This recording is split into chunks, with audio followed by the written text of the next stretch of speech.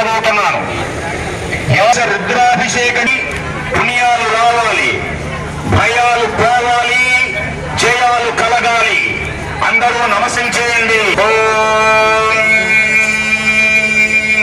దీంట్లో 11 శరాయ మకా దేవాయ త్రియంబకాయ త్రిపురాంతకాయ త్రికాగ్నికాయ కైలకంఠాయ మృత్యుంజయాయ సర్వాయ శ్రీ చేతులు పైకెత్తి హర హర మహాదేవ,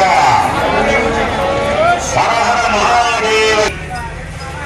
దుర్గా రాత్రి చెప్పాను మీకు. దుర్గా అనేది ఒక బిరుదు. చండీ హోమాన్ని సప్తశతి అంటారు. అంటే 700 శ్లోకాలతో ఉన్నటువంటి మార్కండేయ పురాణంలో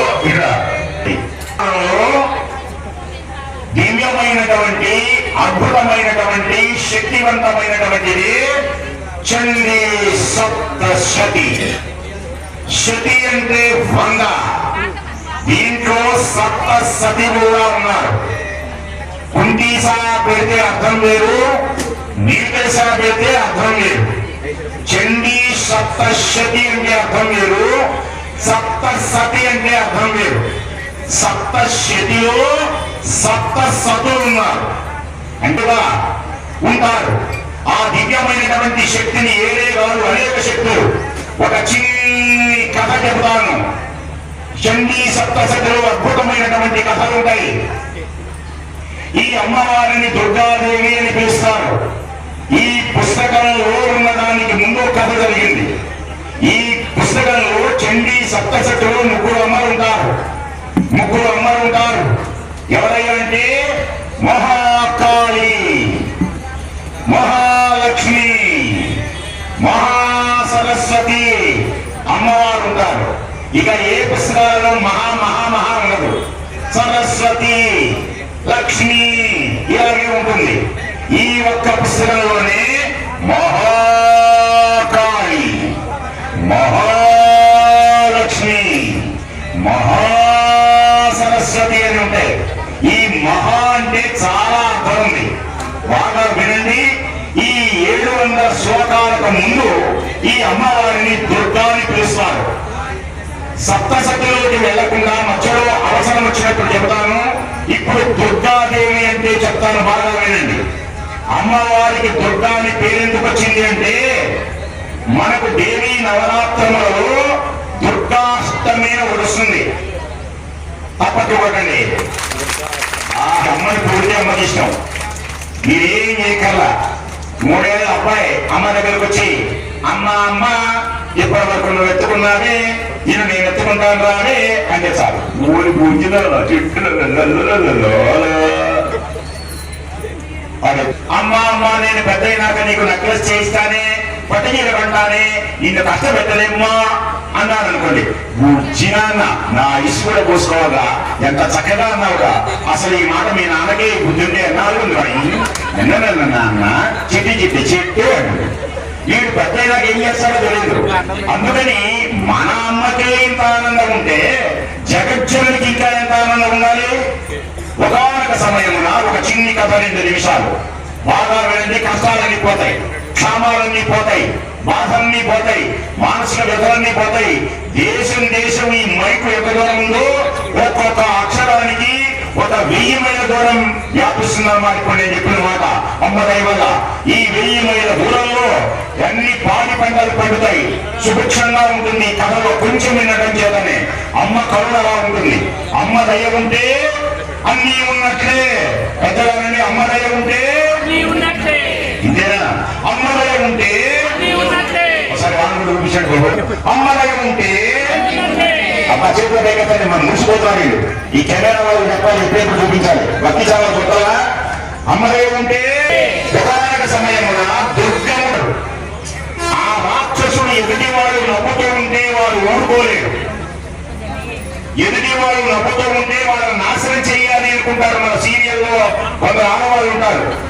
నువ్వు నవ్వుతూ ఉంటే ఈ కాపులు ఎలా చేస్తారో చూస్తానే అంటూ ఉంటారు. అలాగే ఈ ప్రజలందరూ నాశనం అయిపోవాలి, ఈ ప్రజలందరూ హాహాకారాలు చేయాలి అని ఆ దుర్గముడు భావించాడు. మరి వీరందరికీ క్షామం కలగాలి అంటే తిండి లేకుండా ఏడవాలి దుర్గముడు బాగా వాదించాడు. ఓహో, బాగా భోజనాలు చేస్తున్నారు, వీళ్ళకి గారెలు అప్పడాలు వడియాలు తిండి తిప్పలు కాదు, భూమి పండకుండా ఉండాలి. వాళ్ళు చూడండి ఎంత ఆలోచించారు. భూమి పండకుండా ఉండాలి అంటే వర్షాలు లేకుండా ఉండాలి, వర్షాలు లేకుండా ఉండాలి అంటే యజ్ఞాలు యాగాలు లేకుండా చేయాలి, యజ్ఞాలు లేకుండా చేయాలి అంటే బ్రాహ్మణుల దగ్గర మంత్రాలు లేకుండా చేయాలి, బ్రాహ్మణుల దగ్గర మంత్రాలు లేకుండా ఎక్కడ నేర్చుకుంటారు? ఈ మరణాలే లేకుండా చేస్తే ఆనాడు కనుక కొందరు మన గుళ్ళే లేకుండా పగలగొట్టే గుళ్ళే చెప్పచ్చని రాములు పగలగొట్టేసాం అనుకోండి, దాని మీద తెలివితేటలు. అలాగే ఏం చేశారు? వేదాలు అనేటువంటివి లేకుండా చేయాలి అనుకున్నాడు. అనుకున్నటువంటి వ్యక్తి వెంటనే ఏం చేశాడు అంటే వేదాలనేది అపహరించి దాచిపెట్టేశాడు. ఎవరు? దుర్గముడు. బాగా వినండి. అప్పుడు బ్రాహ్మణులు కూడా మంత్రాలు నేర్చుకోలేదు. మంత్రాలు ఎప్పుడైతే లేవో యజ్ఞయాగాధికతలు లేవు, యజ్ఞయాగాధికతలు ఎప్పుడైతే లేవో దేవతలకు అవిస్సులు లేవు, దేవతలకు అవిస్సులు ఎప్పుడైతే లేవో మేఘాలు లేవు, మేఘాలు ఎప్పుడైతే లేవో వర్షాలు లేవు, వర్షాలు ఎప్పుడైతే లేవో పంటలు లేవు, పంటలు ఎప్పుడైతే లేవో దరిద్రం క్షామం ఆహాకారాలు చేస్తున్నారు ప్రజలు. ఆకలి గొప్పలు గొప్పలు చచ్చిపోతున్నారు. ఏడుస్తూ ఉంటే ఆ దుర్గములు ఇంకా యానమండి, మీరందరూ కొలపలు నిప్పులతో రోగాలతో మరణించండి అని భయంకరమైనటువంటి అరుపులు వచ్చుకుంటూ దుర్గముడు ఎప్పుడైతే అలా చేస్తున్నారో ప్రజలందరూ ఏడుస్తూ దిక్కెవరు అంటే ఎంత బాధ కలిగినా అమ్మ అంటారు. అమ్మని కొట్టి బోర్లా పెట్టి కూడా అమ్మానే అంటారు. ఎవరైనా దుర్మార్గులు అమ్మని కొట్టారు అనుకోండి, కొట్టి పరిగెత్తుతూ ఉంటే గడపలకి బోర్లా పడగానే అమ్మ అంటారు. మరి అమ్మ అంటే అంత గొప్పది. తల్లి మాత జగన్మాత,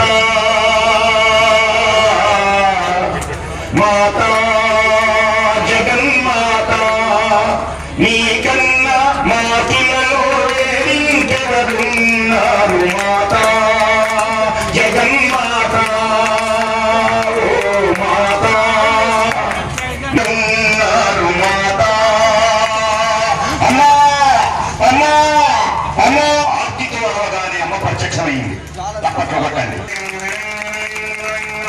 ఓరి దుర్గముడా, ఇంత పని చేస్తావా?